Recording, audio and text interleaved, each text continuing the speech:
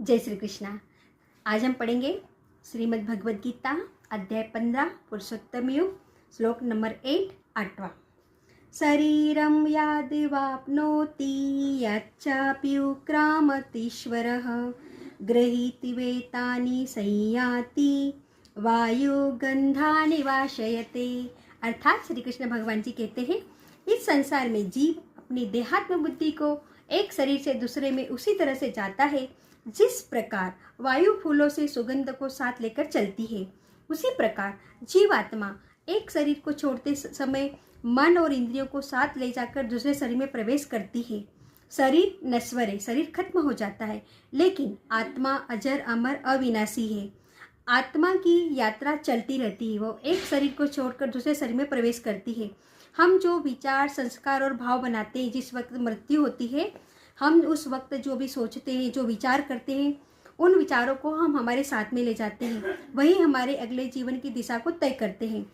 तो शरीर बदलता है, आत्मा नहीं। इसीलिए आज जब हमारे मृत्यु होती है तो उस समय हमारे विचार बिल्कुल पवित्र होना चाहिए। हमारे मन में हरे कृष्णा, हरे राम, हर हर महादेव, राधे कृष्णा, ये वाले मंत्र का जाप करते रहना चाहिए और चारों तरफ यही वाले मंत्र बजते रहना चाहिए, क्योंकि कहते हैं कि अंतगति सोमति, अंतगति में हम जो भी सोचते हैं उसके बाद में हमारा जो दूसरा जीवन होता है वहीं से चालू होता है। तो जब भी हम जाते हैं, दूसरे शरीर में प्रवेश करते हैं, तो मृत्यु के समय वह चेतना बनाए रखता है, वही उसे दूसरे शरीर तक ले जाती है।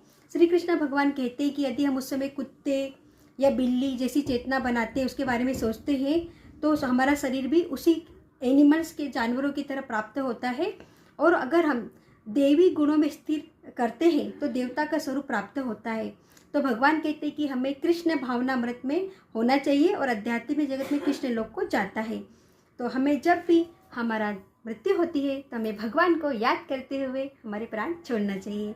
और अगर हम पता नहीं हो, हम चले जाते तो फिर भी हमें उनका जप करते रहना चाहिए, हमारे आसपास वो मंत्र बजते रहना चाहिए। खुश रहिए, मस्त रहिए, हर दिन भगवद गीता जरूर सुनिए।